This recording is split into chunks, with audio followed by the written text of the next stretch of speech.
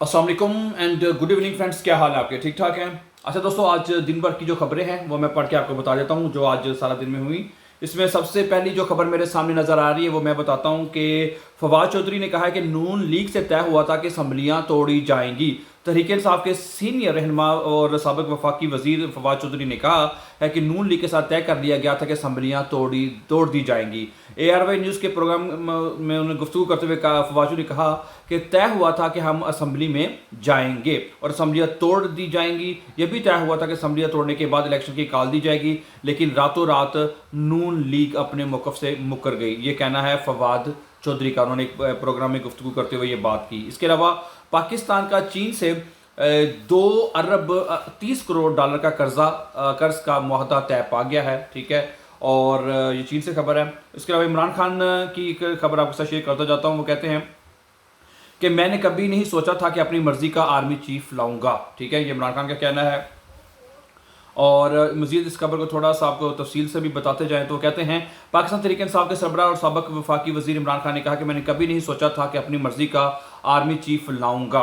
ARY news के मुताबिक पाकिस्तान तहरीक इंसाफ के सरबराह साबिक वजीर आजम इमरान खान ने इस्लामाबाद में रजीम तब्दीली की मुबैना साजिश के मौजू पर सेमिनार से खिताब करते हुए कहा कि मैंने कभी नहीं सोचा था कि अपनी मर्जी का आर्मी चीफ लाऊंगा, क्योंकि मैंने अपनी ज़िंदगी में कभी मेरिट की खिलाफ वर्जी नहीं की। जब मेरिट को नज़रअंदाज करते हैं तो आप हक मारते हैं। सोचा था जब वक्त आएगा तब देखूंगा किसको आर्मी चीफ लगाना है। ये कहना था इमरान खान का। ठीक है, इसके अलावा यह है कि अफगानिस्तान में जो जल्जला आया है, ठीक है, आपको पता है बड़ा एक खौफनाक जल्जला वहाँ पे आया और तकरीबन 950 के अफराद की जो तादाद है वहाँ पे जाम बहक तादाद जो है अफराद वहाँ पे हो चुके हैं इस वक्त।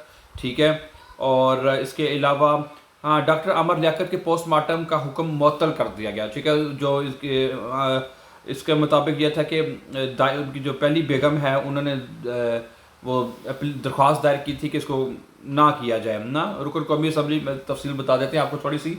रुकन कौमी असम्बली डॉक्टर आमर लियाकत के पोस्टमार्टम का हुक्म मुअत्तल कर दिया गया। आमर लियाकत के बेटे और बेटी ने पोस्टमार्टम के हुक्म के खिलाफ दरख्वास्त दायर की थी। ठीक है, तफसीलात के मुताबिक सिंध हाई कोर्ट में डॉक्टर आमर लियाकत का पोस्टमार्टम रोकने से मुतल्लिक दरख्वास्त पर समाअत हुई। अदालत ने आमर लियाकत के बेटे और बेटी की पोस्टमार्टम के खिलाफ दरख्वास्त मंजूर कर ली है।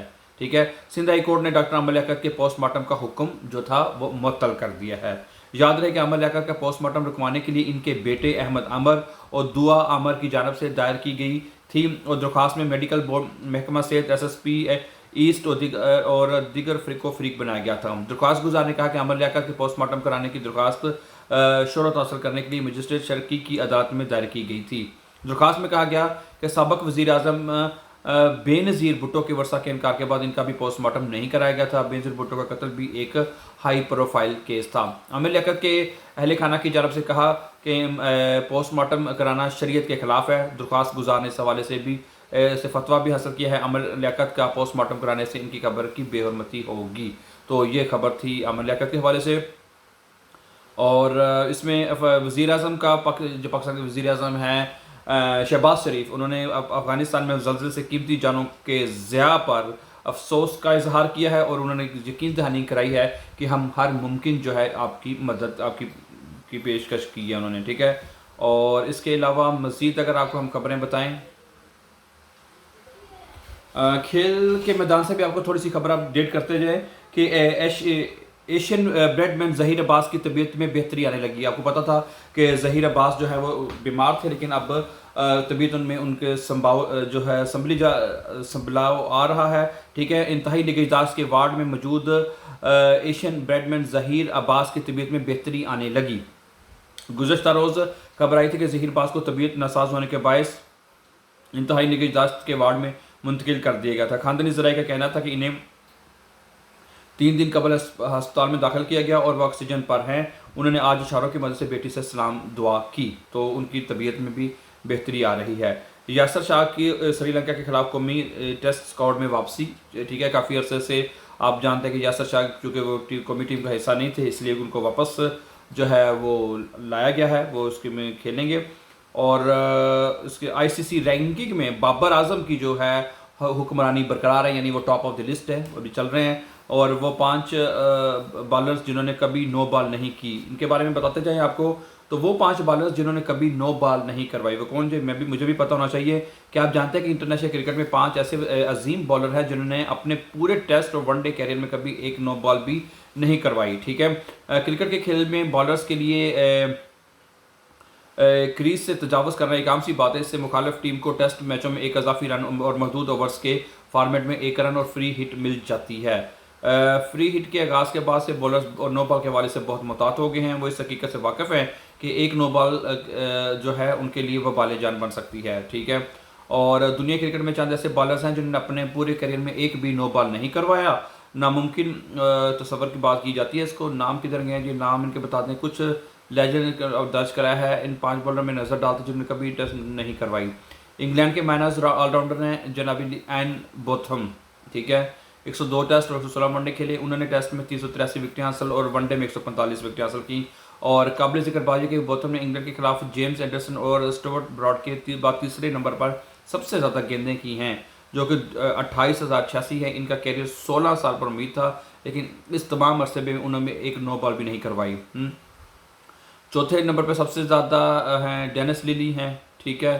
और इसके अलावा मतलब कि ये बॉलर्स हैं जिन्होंने भाई जी बड़ी बात है नो बॉलिंग करवाई नहीं बड़ी सब रियली कि क्या कहते हैं कि बिलीव करने वाली अनबिलीवेबल बात है, ठीक है। और इंग्लिश टीम पर कोरोना वायरस के वार थम ना सके। टीम के अहम तरीन रुकन जो है इंग्लिश टीम के वो कोरोना से मुतासर हो चुके हैं। और कौमी टीम में वापसी हसरैन ने अपना हदफ बता दिया है कि उसका क्या हदफ है। इस तरह ट्विटर बंद करके खेल अपनी तवज्जो दें। इंडियन टीम्स को कहा गया है कि ट्विटर अपने बंद करें और खेल की तरफ तवज्जो दें। श्रीलंका ने ऑस्ट्रेलिया से सीरीज जीत ली है, ठीक है।